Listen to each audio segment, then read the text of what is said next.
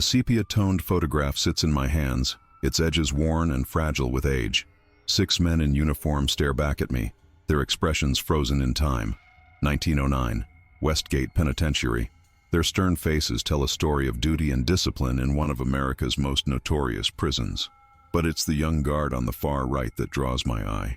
Unlike the others, there's something in his expression, something hidden behind his eyes. And then I notice them, the keys hanging from his belt. Keys that would change everything. My name is Daniel Harlow, and I'm a historical archivist specializing in early American penal institutions. 3 months ago, while cataloging artifacts from demolished prison sites, I discovered this photograph tucked between the pages of a warden's logbook. What began as routine research has led me down a path I never anticipated, uncovering secrets buried for over a century. I remember the moment clearly. It was a rainy Tuesday evening in March, the kind where darkness falls early and the archives building seemed especially empty. I'd been working through a collection of items recovered during the demolition of Westgate in 1957. Most were standard issue, intake records, disciplinary reports, the mundane paperwork of institutional confinement. But then, as I turned a page in Warden Sullivan's personal logbook, this photograph slipped out. 6 guards standing shoulder to shoulder before the prison's imposing limestone walls. On the back, faded handwriting, Westgate Guards, June 1909. No names, just the date. I might have simply logged it and moved on, if not for what happened next. As I examined the photograph under my desk lamp, I noticed an anomaly in the pattern of keys carried by the youngest guard. While the other 5 guards carried the standard issue ring, 12 keys of uniform size, this guard's key ring held 13. And the 13th key was different, smaller, with an unusual bow design that didn't match any standard prison key from that era. I've seen hundreds of photographs from this period. Prison guards always carried regulation keys. Always. Deviation wasn't permitted, especially not in a maximum security facility like Westgate. Yet here was evidence to the contrary. My curiosity piqued. I began researching the guards at Westgate during this period. Records from 1909 listed 23 guards employed at the prison.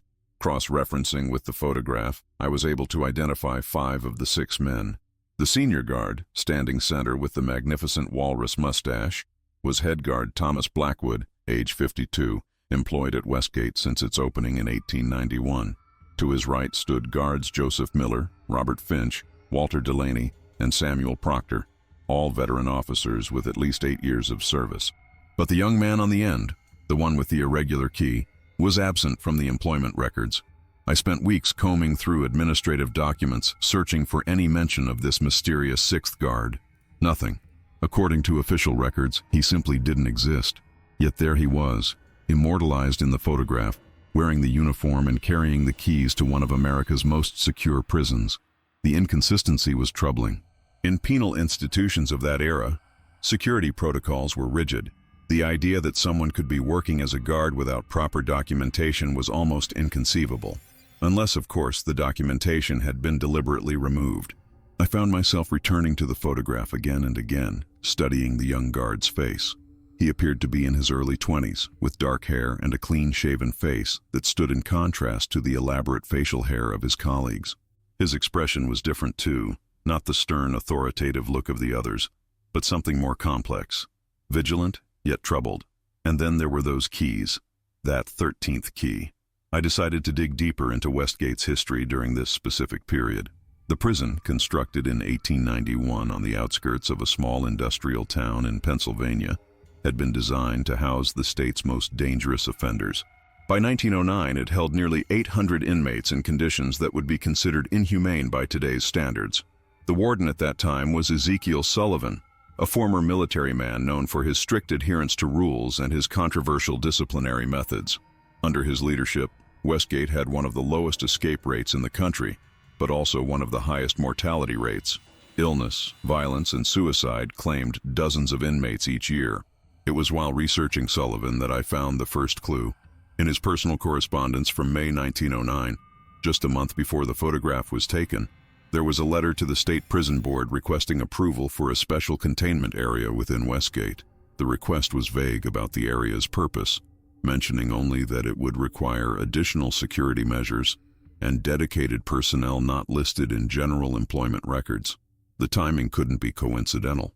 A secret section of the prison, requiring its own set of keys, and a guard who didn't officially exist. I needed to find out what happened at Westgate in the summer of 1909. What was Sullivan hiding? And who was the young guard with the extra key? My search led me to the County Historical Society, where the personal papers of several former Westgate employees had been donated over the years. Among them were the diaries of Dr. William Harper, the prison physician from 1903 to 1912. Harper's entries from early 1909 documented the usual ailments that plagued overcrowded prisons: tuberculosis, dysentery, injuries from fights or labor. But in April, his writings took a different tone. He began referring to the special cases and Sullivan's project, noting with increasing concern that he was being denied access to certain inmates. April 28, 1909. Sullivan has refused my request to examine the men in cell block D for the third time. When I insisted it was my duty as prison physician to monitor the health of all inmates, he informed me that the inhabitants of D block were no longer under standard institutional protocols. What does he mean by this? And why have 6 men been transferred there in the past month alone? May 15, 1909. Encountered young Matthews today. His nervousness is concerning. When I inquired about his duties in D block, he quickly changed the subject. Later, I observed him entering the warden's office with a leather-bound journal. Something is happening in that cell block that has this boy terrified. Matthews. Finally, a name. The young guard in the photograph had an identity. Dr. Harper's diary continued with scattered references to Matthews and the mysterious D block throughout May and June. Then, on July 2nd, a particularly disturbing entry. God help us all. I have seen what Sullivan is doing. Matthews came to my quarters last night, agitated beyond reason. He showed me his journal, the things he's been documenting, the experiments, the changes in the men. It defies medical science and human decency. I urged him to take this evidence to the state authorities, but he fears Sullivan's connections will protect him. The boy plans to stay, to continue documenting these horrors. He says someone must bear witness. I fear for his safety. The next entry, dated July 4th, was brief. Matthews did not report for duty today. Sullivan claims he resigned unexpectedly and left town. I do not believe it. The diary ended abruptly after this entry. According to the Historical Society's records, Dr. Harper himself resigned from his position at Westgate on July 10, 1909, and relocated to Ohio, where he lived until his death in 1924. I felt a chill as I closed the diary. What had happened to Matthews? What had he witnessed or participated in that caused such distress? And what was the significance of that 13th key? The answers, I believed, lay in understanding what was happening in cell block D. Finding this information proved challenging. Most of Westgate's architectural plans had been lost over the decades, and those that remained showed no cell block D. According to the official records, the prison consisted of 3 main housing units, A, B, and C, along with administrative buildings, workshops, and a hospital ward. I returned to Warden Sullivan's logbooks, scrutinizing every entry from 1909.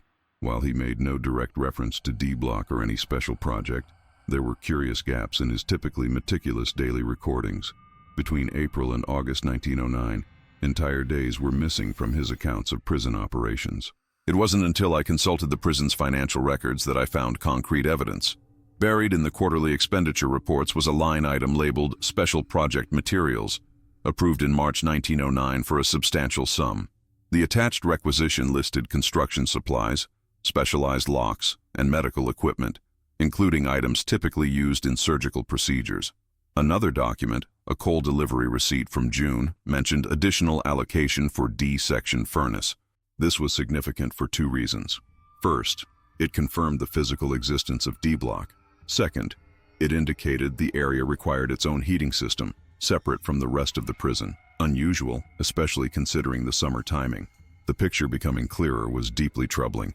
A secret section of the prison, undocumented guards, medical equipment, and a dedicated furnace operating in summer months. What kind of activities required such secrecy in specialized facilities? I needed more information about Matthews, the young guard who had apparently vanished. The Historical Society had no record of him, and the State Employment Archives showed no guard by that name at any Pennsylvania institution. It was as if he had been systematically erased from official history. My breakthrough came from an unexpected source. While researching local newspapers from 1909, I found a small obituary in the August 17th edition of the Town Gazette. Jonathan Matthews, age 23, formerly of Cedar Street, passed unexpectedly. Private service held August 15th. No cause of death was listed, no surviving family mentioned. Just a brief acknowledgement that a young man named Matthews, the right age to be our guard, had died sometime in early August 1909, approximately 1 month after he was last seen at the prison. The timing aligned perfectly with his disappearance from Westgate, but had he actually resigned as Sullivan claimed, only to die shortly after? Or had something more sinister occurred? I decided to search for any record of Matthews in the town itself.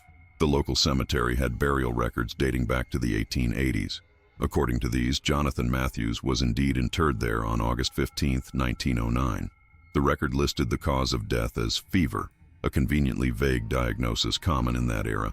More significantly, the burial had been arranged and paid for by Ezekiel Sullivan. Why would the warden of Westgate take responsibility for the funeral of a young guard who had supposedly resigned? The connection between them must have been stronger than a typical employer-employee relationship, or perhaps Sullivan had another reason to involve himself in Matthews' burial, to ensure certain details remained hidden. I located Matthews' grave in the far corner of the cemetery, a simple marker with only his name and dates, 1886, 1909. As I stood there, I couldn't help but wonder what secrets this young man had taken to his grave. My research had reached an impasse. I had established that a secret section of Westgate existed in 1909, that unauthorized medical procedures might have taken place there, and that a young guard named Jonathan Matthews had documented these activities before his sudden death. But I still didn't understand the nature of these events or the significance of that 13th key. The answer came from the most unexpected source. I had published a short article about my research in a historical journal, hoping that someone with additional information might come forward. 3 weeks later, I received an email from a woman named Eleanor Harper Watson, the great-granddaughter of Dr. William Harper. "I read your article about Westgate with great interest," she wrote.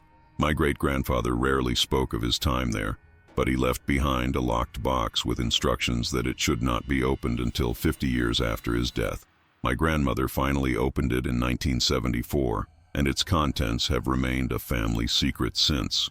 After reading your research, I believe you should see what's inside."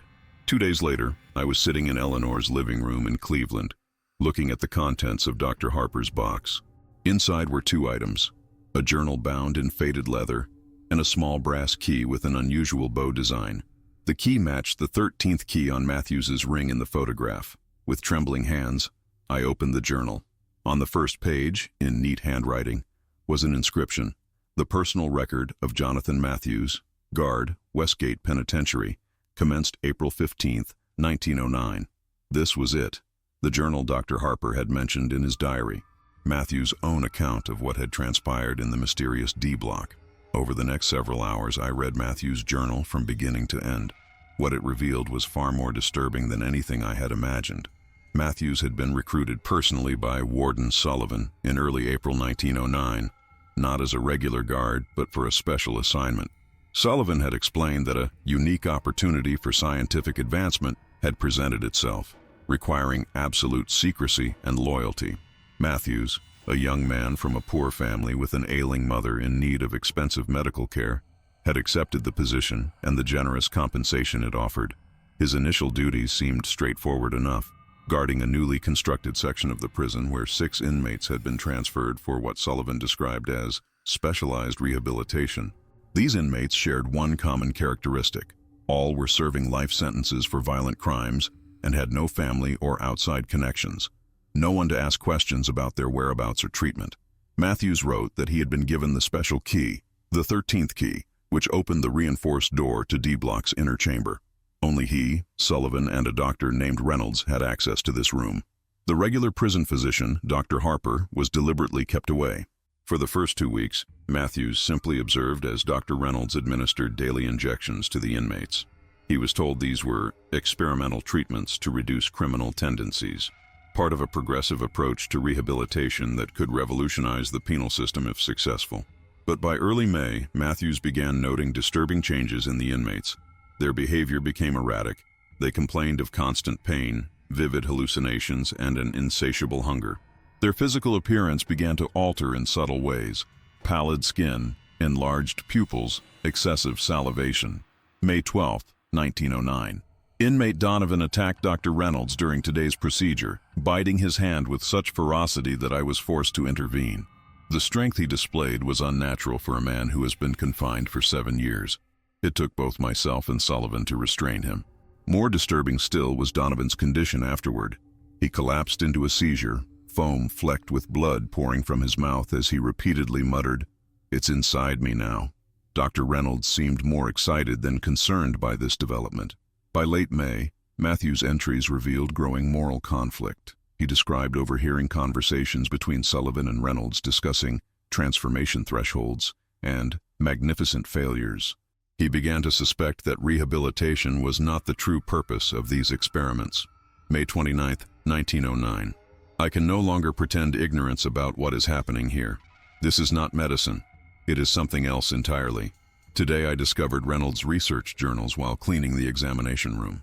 His diagrams and notes describe a process he calls physiological transcendence through chemical catalyst. He believes he can force the human body to evolve beyond its natural state.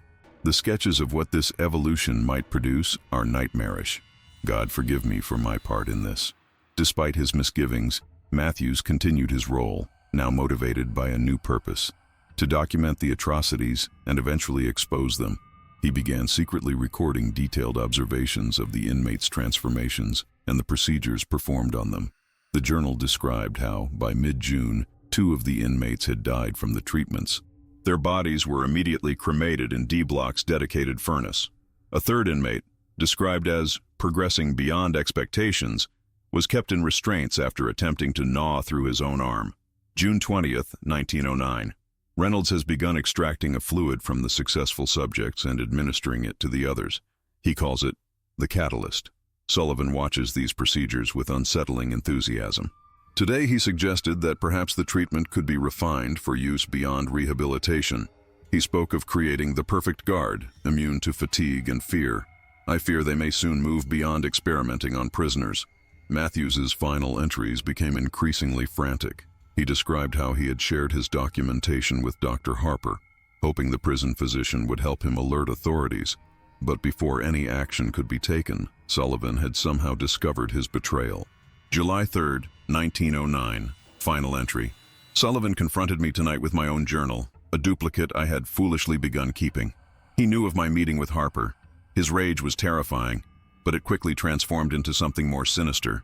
He told me I had been selected, due to my youth and physical condition, that I would have the honor of being the first non-criminal subject. Reynolds prepared an injection as Sullivan spoke. I managed to flee, but I know they will find me. I am hiding this journal and the key with Harper, who has promised to safeguard them. If you are reading this, know that what happened at Westgate in the summer of 1909 was not medical research gone awry. It was a deliberate attempt to create something inhuman. The key opens more than just a door. The journal ended there, mid-sentence. The final pages had been torn out. I sat in silence, trying to process what I had read. Matthews had apparently been killed, or worse, after fleeing Westgate. Dr. Harper had hidden the evidence, then resigned and left town, perhaps fearing a similar fate. But what had happened to Sullivan, Reynolds, and the remaining experimental subjects? What was the ultimate outcome of their horrific research? The historical record showed that Ezekiel Sullivan had remained warden of Westgate until his retirement in 1917, after which he lived comfortably until his death in 1932. There was no mention of any scandal or investigation during his tenure. Dr. Reynolds simply disappeared from public records after 1909. No death certificate, no subsequent employment history. It was as if he, like Matthews, had been erased. As for Westgate itself, it continued to operate as a maximum security prison until 1957, when it was closed due to structural concerns and the inmate population transferred to a newer facility. The building stood abandoned for decades before being demolished in the early 2000s to make way for an industrial park.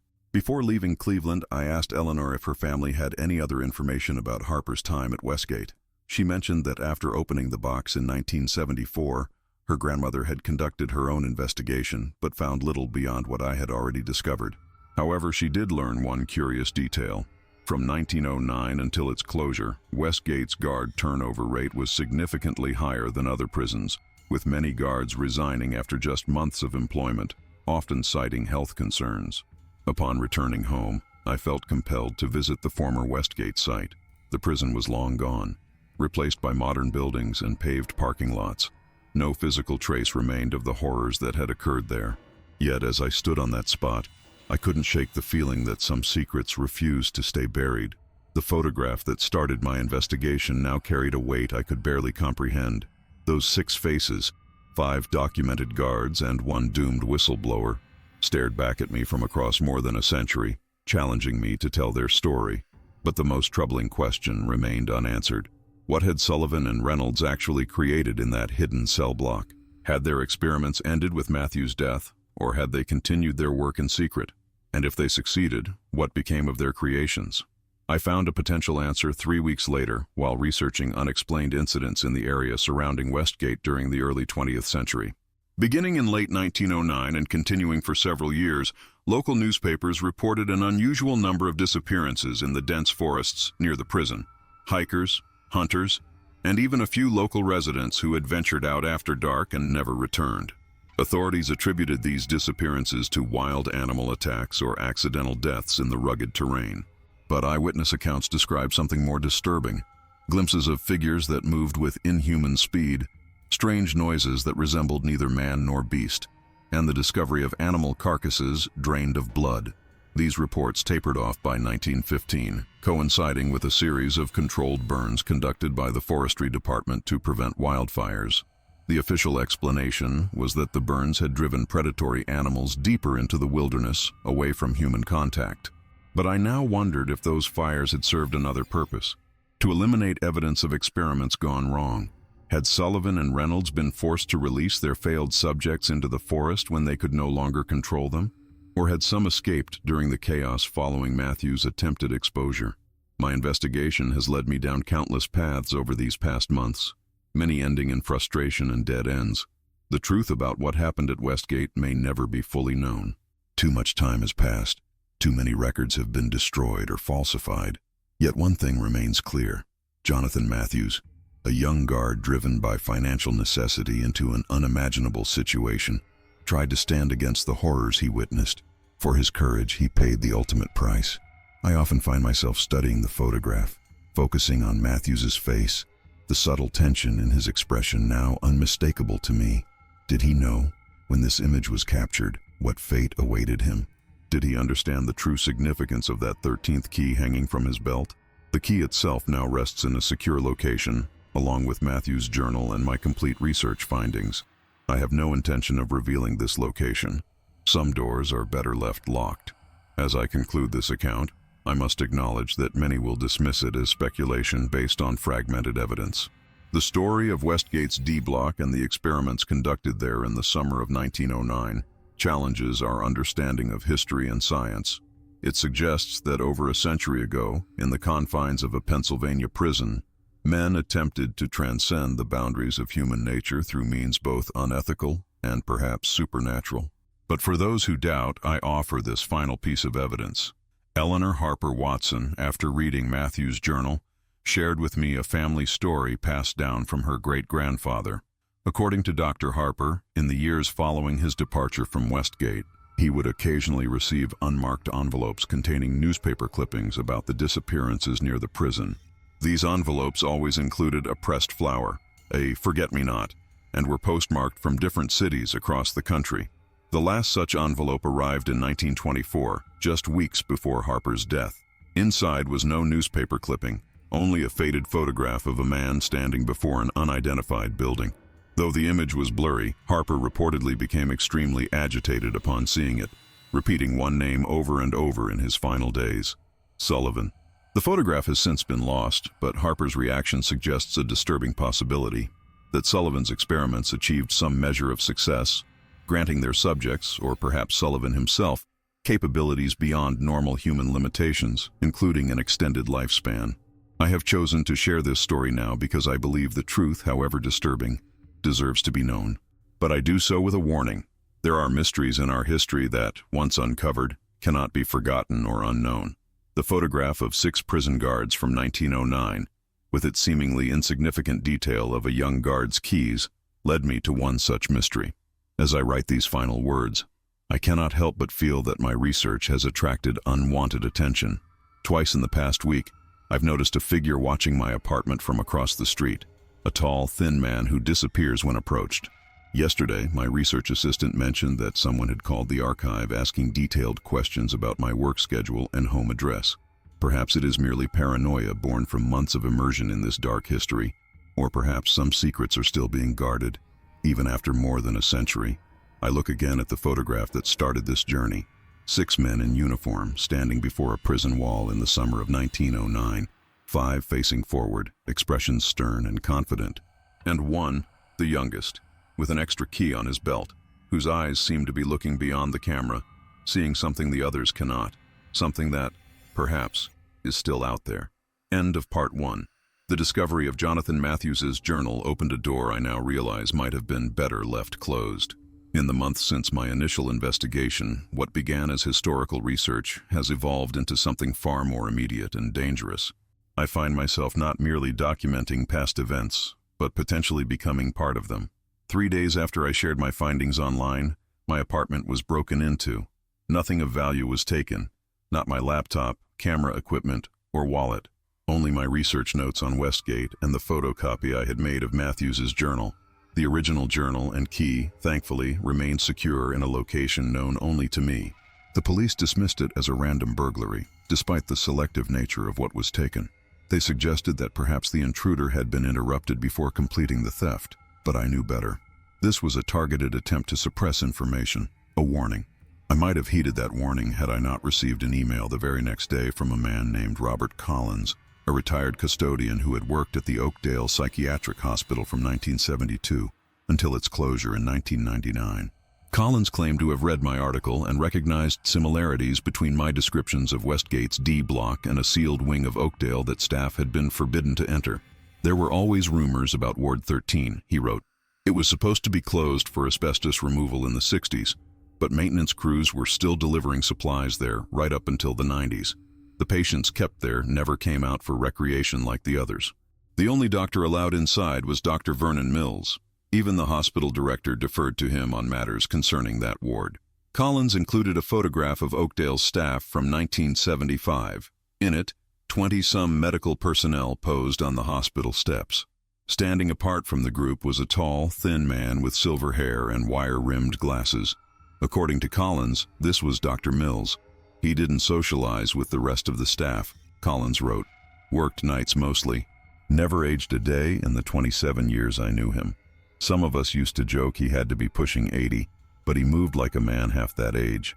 The last time I saw him was the day before the hospital closed in '99. He was supervising the transfer of special patients to an undisclosed facility. There were 3 transport vehicles, no windows, heavy security. Whatever was in Ward 13, they didn't want anyone seeing it. I studied the photograph carefully. There was something familiar about Dr. Mills's thin face and penetrating gaze, but I couldn't place it. I wrote back to Collins asking if he knew where Mills had worked before Oakdale or where he had gone after its closure. His response was unsettling. Nobody knew much about his background. But once, while cleaning his office, I found an old medical journal open on his desk. It contained an article about experimental treatments conducted at Westgate Prison in the early 1900s. The author was listed as J.R. Reynolds, M.D. When Mills caught me looking at it, he became uncharacteristically agitated. That was the only time I ever saw him lose his composure. J.R. Reynolds, the doctor who had conducted the original experiments at Westgate. Could it be possible that Mills and Reynolds were the same person? The timeline made it virtually impossible. Reynolds would have been well over 100 years old by the 1990s, yet the connection to Westgate couldn't be coincidental. I arranged to meet Collins at a diner in his hometown, a small community about 3 hours from Oakdale. He was a thin, nervous man in his 70s, with the cautious demeanor of someone unaccustomed to sharing secrets. "I brought something I think you should see," he said after we had exchanged pleasantries. From a manila envelope, he withdrew a small, leather-bound book. "I found this when we were clearing out Mill's office after the hospital closed. It had fallen behind a filing cabinet. I know I should have turned it in, but something told me to keep it. After reading your article, I understand why." The book was a medical log, its pages filled with neat, precise handwriting. The entries, dating from 1992 to 1999, documented the condition of patients identified only by numbers. The terminology was clinical, but occasionally lapsed into more subjective observations. Patient 37 continues to demonstrate remarkable cellular regeneration. Complete limb regrowth achieved in 17 days, 3 days faster than previous cycle. Cognitive functions remain severely impaired, however. Subject still unable to follow basic commands and displays aggressive tendencies when not sedated. Patient 42's transformation accelerating beyond projections. Skeletal restructuring now visible through epidermis. Pain response suggests consciousness remains intact despite physiological changes. Ethical considerations increasingly irrelevant given potential applications. The final pages contained what appeared to be formulas for chemical compounds, along with administration protocols. Collins watched as I examined these, his expression troubled. "Do you understand any of that?" he asked. I shook my head. Not specifically, but from the context, it appears to be documentation of ongoing human experimentation. Experiments similar to those conducted at Westgate in 1909, but more advanced. "There's something else," Collins said. He reached into the envelope and produced a small newspaper clipping from 1999. The headline read, "Fire Destroys Abandoned Hospital Wing." According to the article, a blaze had broken out in Oakdale's East Wing just weeks after the facility's official closure. The fire had been contained to what was described as an already condemned section of the building. That was Ward 13, Collins said. The official story was faulty wiring, but I worked maintenance for nearly 30 years. That section had been on a separate electrical system since the 70s. And here's the thing. I drove by the night of the fire. The flames were blue. I've never seen anything like it. Blue flames, consistent with certain chemical fires, particularly those involving unusual compounds. Had the fire been deliberately set to destroy evidence of whatever had been happening in Ward 13? As Collins and I parted ways, he pressed the medical log into my hands. "I don't want this anymore," he said. "It's given me nightmares for years. Maybe you can make sense of it, find out what they were really doing there." I assured him I would continue investigating, though privately I was beginning to question the wisdom of pursuing this further. The pattern was becoming clear. Westgate in 1909, Oakdale until 1999, and potentially other facilities I hadn't yet discovered. A century-long continuum of secret experimentation, hidden within legitimate institutions. But what was the purpose? What were Reynolds, Sullivan, and possibly others trying to create? And how had they managed to continue their work for so long without exposure? The answer came from an unexpected source. 2 weeks after meeting Collins, I received a call from Eleanor Harper Watson, Dr. Harper's great-granddaughter. "I found something else," she said, her voice tense. "After you visited, I started going through more of my great-grandfather's papers. There was a hidden compartment in his desk that none of us knew about. Inside was a letter addressed to whoever finds Matthew's journal.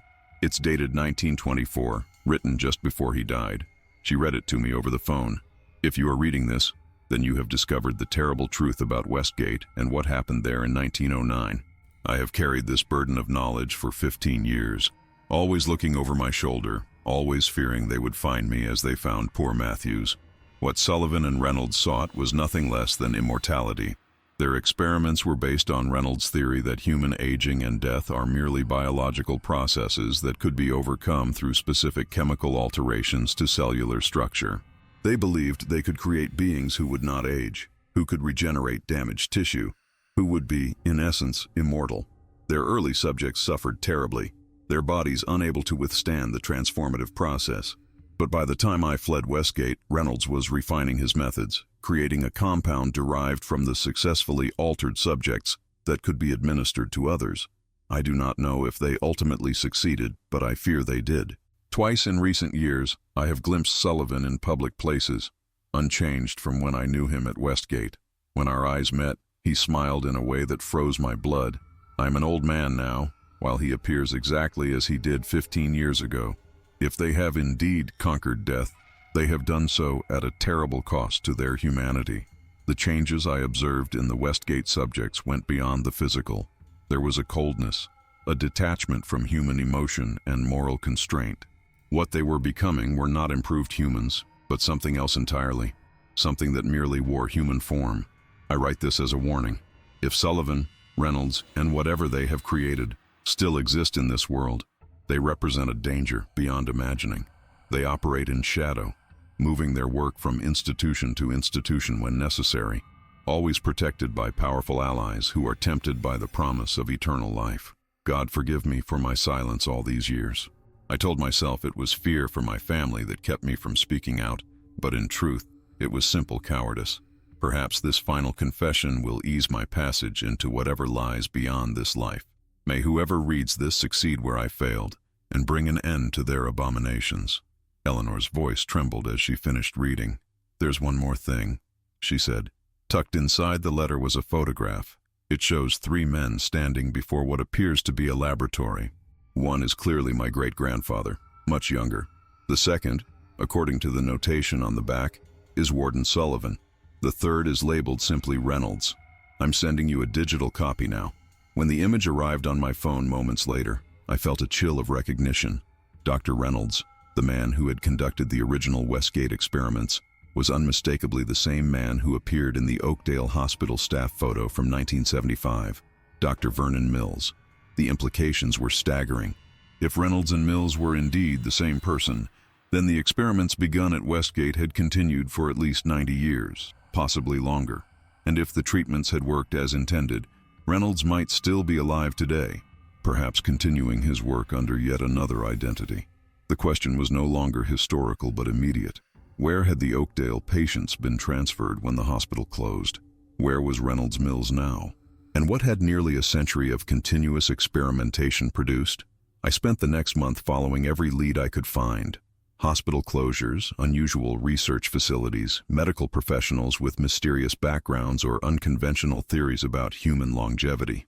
Most led nowhere, but a pattern gradually emerged, a trail of institutions that had housed secretive research units, often closing under unusual circumstances, frequently involving fires that destroyed specific sections. The most recent was a privately funded research center in rural Oregon, established in 2001 and abruptly shut down in 2018 following what was reported as a containment breach that resulted in the deaths of several staff members.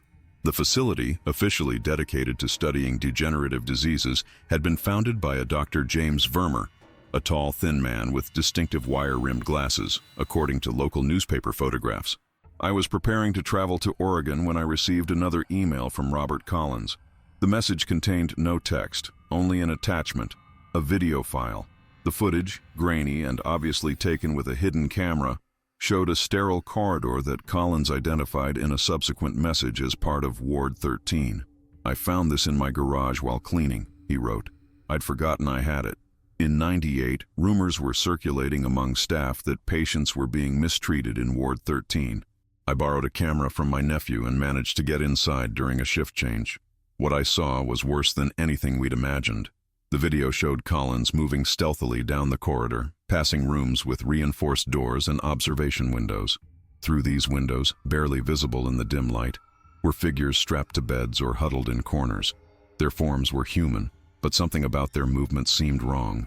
Too fluid, too quick when they shifted position. In one room, a patient was undergoing some kind of procedure. Dr. Mills Reynolds could be seen administering an injection to a subject whose body was covered in what appeared to be scales or hardened tissue rather than skin. As the substance entered the patient's bloodstream, their back arched in apparent agony, the restraints barely holding. The most disturbing moment came near the end of the footage. Collins had paused at a door labeled Special Containment A, its window covered from the inside. As he hesitated, a face suddenly pressed against the glass, a face that barely resembled anything human. The eyes were too large, the skin translucent enough to reveal the skull beneath, the mouth distended in what might have been a smile or a snarl. Collins had fled at that point, the camera capturing his panicked breathing and the sound of footsteps pursuing him before the footage abruptly ended. I never told anyone what I saw. His message continued. Who would believe me? And I was afraid of what might happen if Mills discovered I'd been there. The next day, security protocols were increased throughout the hospital. Someone had noticed my intrusion. A week later, the closure of Oakdale was announced, and within a month, Ward 13 was burning. I watched the video multiple times, trying to reconcile what I was seeing with any rational explanation. The patients in Ward 13 had been transformed in ways that went beyond any known medical condition or deformity. They were, for lack of a better term, in the process of becoming something inhuman. This was the culmination of Reynolds's work, not just extending life, but fundamentally altering the human form, creating something new, something that no longer adhered to the limitations of human biology. But to what end? What purpose could justify such grotesque manipulation? And why had it been allowed to continue for so long? The answer came to me as I revisited Harper's letter. They operate in shadow, moving their work from institution to institution when necessary, always protected by powerful allies who are tempted by the promise of eternal life. Powerful allies. People in positions of authority who would turn a blind eye to ethical violations and human suffering if it meant access to Reynolds' life-extending treatments. Over the decades, how many government officials, wealthy benefactors, and institutional directors had been compromised by this temptation? I decided to focus my investigation on the Oregon facility's funding sources. Through public records and some assistance from a journalist contact, I uncovered a complex network of shell companies and foundations that traced back to a parent organization called Prometheus Biosciences. This entity, in turn, was controlled by a board whose members included former government officials, pharmaceutical executives, and one particularly interesting name, Edward Sullivan. The Sullivan connection was too significant to ignore. Could this be a descendant of Warden Ezekiel Sullivan, continuing the family involvement in Reynolds' work, or something more disturbing? Ezekiel himself, alive more than a century after Westgate, maintained by the very treatments he had helped develop. I needed to know more about Edward Sullivan. Public information was limited. He maintained a low profile despite his apparent wealth and influence. A few photographs showed a distinguished man in his apparent 60s, with silver hair and the lean build that seemed characteristic of those associated with this research. Through persistent research, I learned that Sullivan owned a remote estate in the mountains of western Montana, where he reportedly spent most of his time. The property, according to local sources, was heavily secured and staffed by private security personnel. Satellite imagery showed a large main house and several outbuildings, including what appeared to be a structure with the dimensions and features of a medical facility. I knew that approaching such a location directly would be dangerous, possibly fatal. Instead, I focused on finding someone who had worked there, someone who might provide insight into what was happening behind those secured walls. My opportunity came when I identified a former security guard who had left Sullivan's employment 2 years earlier. Martin Reeves had worked at the Montana compound for 3 years before abruptly relocating to Arizona. His sudden departure and subsequent low profile suggested he might have witnessed something that compelled him to flee. Tracking down Reeves proved challenging. He had deliberately obscured his digital footprint, using cash for most transactions and avoiding social media.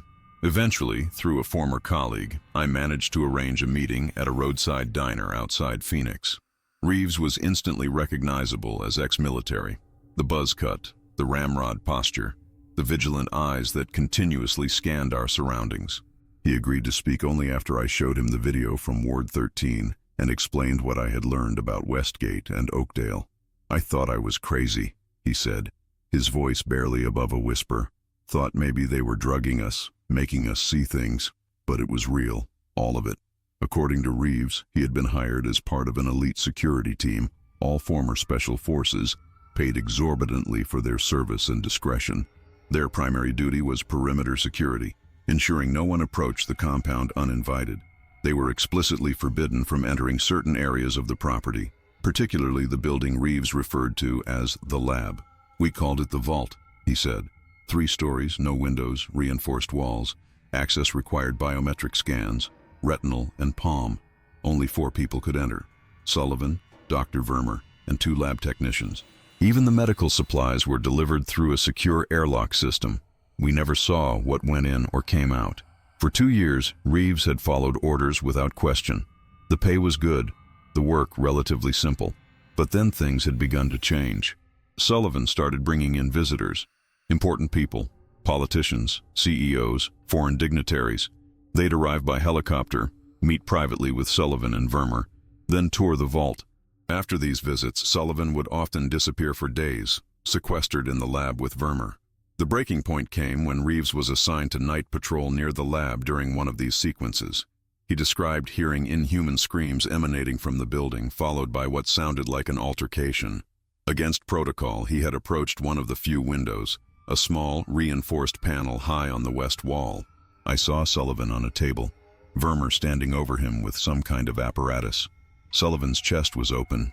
I mean literally open, like surgery, but he was conscious, talking.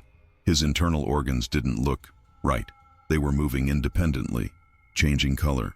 And his eyes, they were black, completely black.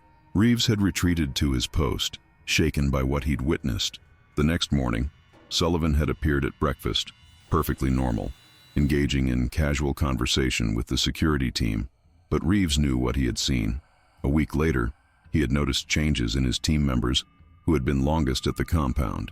Subtle alterations in behavior and physical capabilities, increased strength, reduced need for sleep, unusual tolerance for pain. During a training exercise, he had seen one guard recover from a broken arm in a matter of days rather than weeks. They were being given something, Reeves said. Some version of whatever they were developing in that lab. A reward for loyalty, maybe, or a test of its effects. I overheard two of them talking about treatments scheduled after their shift. That's when I knew I had to get out. Reeves had fabricated a family emergency and left the compound. He hadn't stopped driving until he reached Arizona, where he now lived under a modified name, working odd jobs and avoiding any connection to his former life. They haven't come for me, he said. Maybe they don't care, or maybe they're just waiting for the right moment. Either way, I know too much to ever feel safe again. Before we parted, Reeves gave me one final piece of information, a name. There was one other person who got out, a lab tech named Sophia Chen. She left about 6 months before me, very suddenly. The rumor was she had stolen research materials. Sullivan was furious, had us searching the woods for days. We never found her, but I heard one of the senior guards mention she had family in Seattle. If anyone knows what they were really doing in that lab, it would be her. Finding Sophia Chen proved even more difficult than locating Reeves. She had effectively disappeared. No social media presence, no public records after her employment at the Montana compound. Her family in Seattle denied any knowledge of her whereabouts when I visited them, though their nervousness suggested otherwise. It was only through persistent investigation and a stroke of luck that I finally tracked her to a small coastal town in Oregon, where she was working as a pharmacist under an assumed name. She refused my initial request for a meeting, agreeing only after I mentioned Jonathan Matthews and the 13th key from Westgate. We met at her modest apartment, the walls lined with boxes, as if she were prepared to flee at a moment's notice. Chen was a slight woman in her 30s, with intelligent eyes and a cautious demeanor. Like Reeves, she continuously checked the windows and doors as we spoke. I was recruited from my postdoctoral program, she began. Offered triple my expected salary to work on what was described as revolutionary life extension therapy. The contract included extensive non-disclosure agreements and the stipulation that I live on site. At the time, it seemed like an amazing opportunity. Her role had been analyzing tissue samples and refining the chemical compounds used in the treatments. For the first year, she had worked with theoretical models and animal subjects, unaware of the full scope of the research. Then she had been granted higher security clearance and introduced to what she called the Legacy Project. That's when I met the original subjects, she said, the ones they referred to as the ancestors. They were kept in a secure ward beneath the main lab, 3 individuals who had apparently undergone the initial treatment decades ago. According to Chen, these subjects were physically transformed almost beyond recognition as human. Their skin had a translucent quality, their limbs elongated, their features subtly altered. But the most significant change was internal. Their organs had evolved into more efficient forms, and their cellular structure had been fundamentally altered to prevent degradation over time. They were over 100 years old at minimum, Chen said, but their cells showed no signs of aging. The oldest one, they called him Patient Zero, was supposedly the first successful subject. Vermeer treated him with a reverence that bordered on worship. Patient Zero, the first success from the Westgate experiments? Reynolds himself? Chen couldn't confirm his identity, but the timeline aligned with our investigation.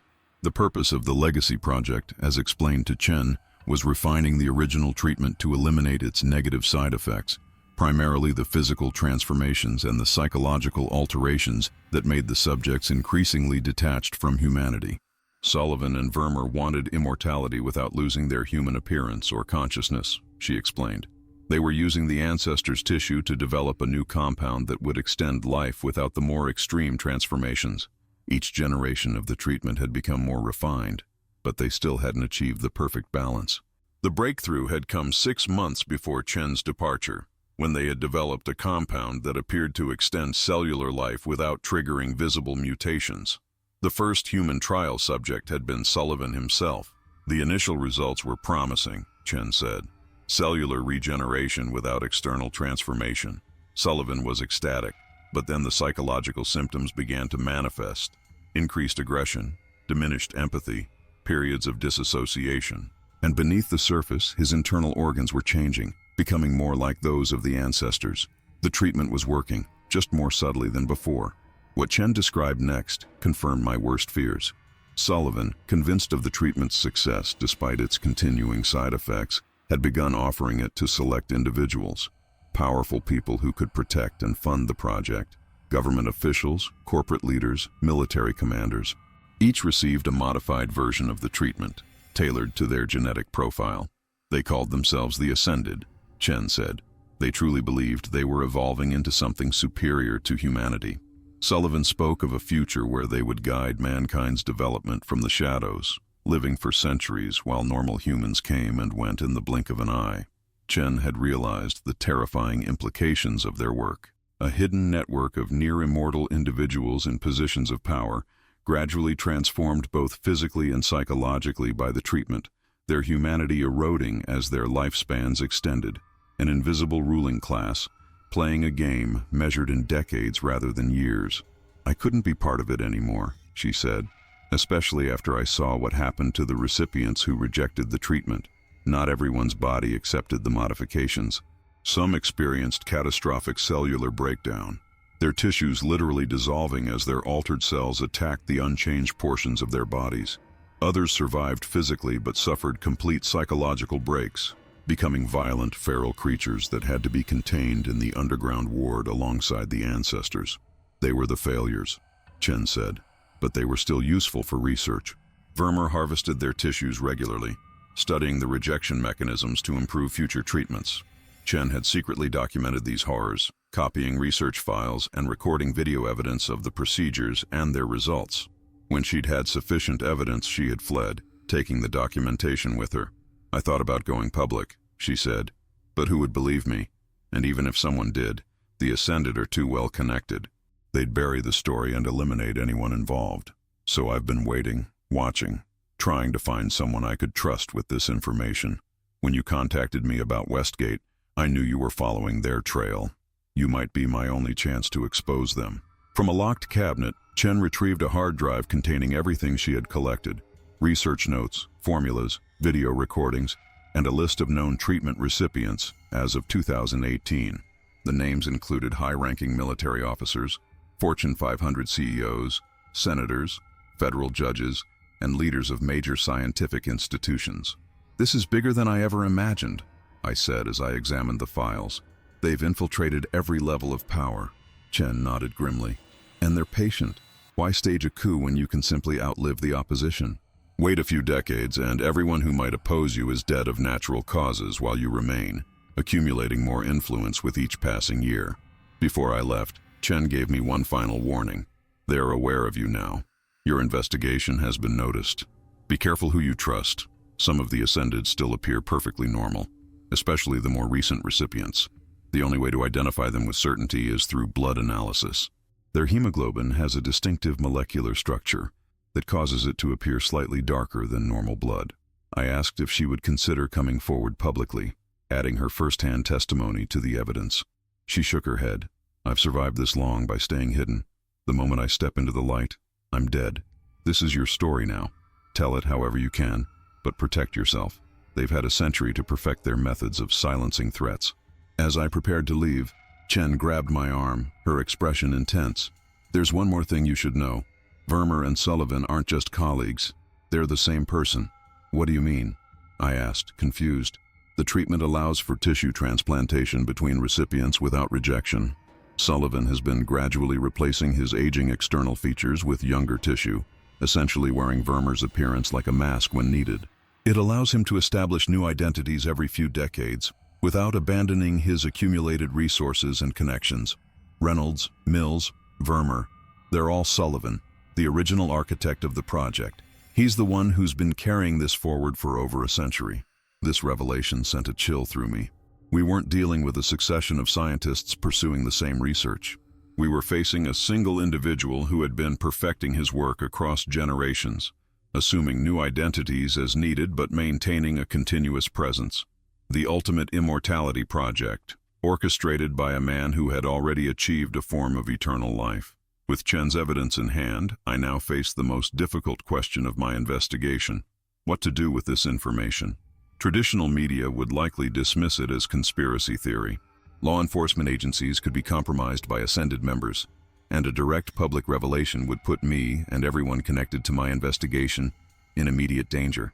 I decided my best approach was to compile everything I had discovered into a comprehensive document, including Matthews' journal, Harper's letter, Collins' video, Reeves' testimony, and Chen's research files.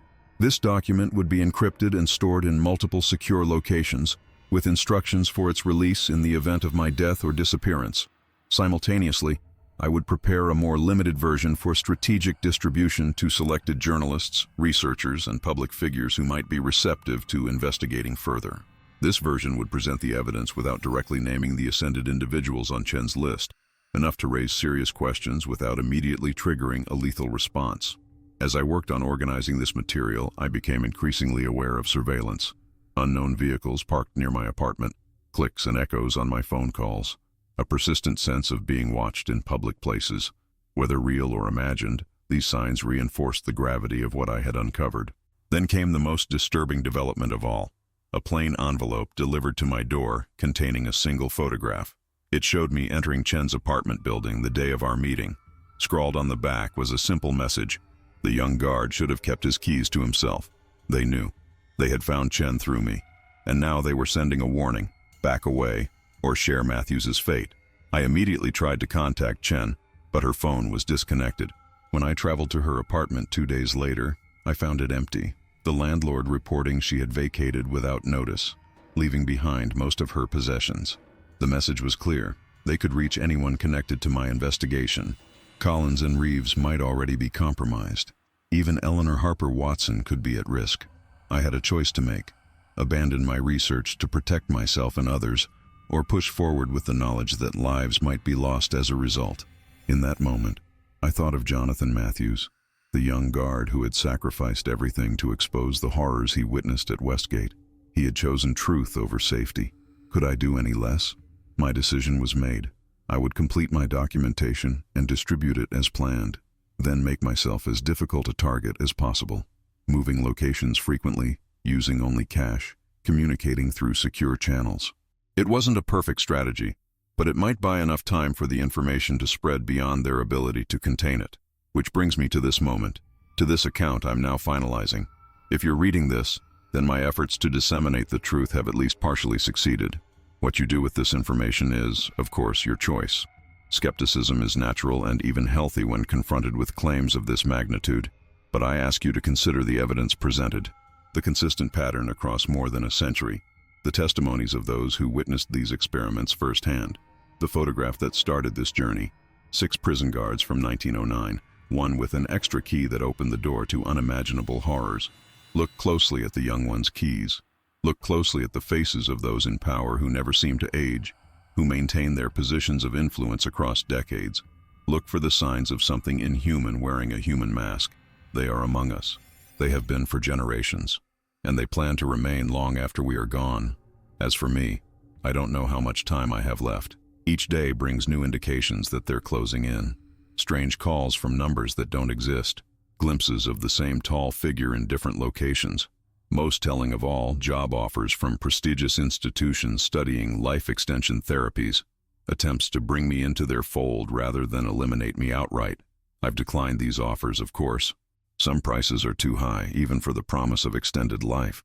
Jonathan Matthews understood this in 1909. In choosing to expose Sullivan and Reynolds, he chose humanity over immortality. I make the same choice now, knowing it may lead to the same end. If there is no further word from me after this account, do not look for me. Instead, look to yourselves, to your communities, to those in positions of authority who never seem to change or age. Question what you've been told about the natural limits of human life, and remember that some doors, once opened, cannot be closed again. The sepia-toned photograph sits in my hands one last time. 6 men in uniform, frozen in that summer day in 1909. 5 who were exactly what they appeared to be, and 1, the young guard with the extra key, who saw beyond appearances and paid the ultimate price for his vision. I return the photograph to its envelope. My testimony is complete. The truth, as I have discovered it, is now in your hands. Look closely. The keys are there for those with eyes to see.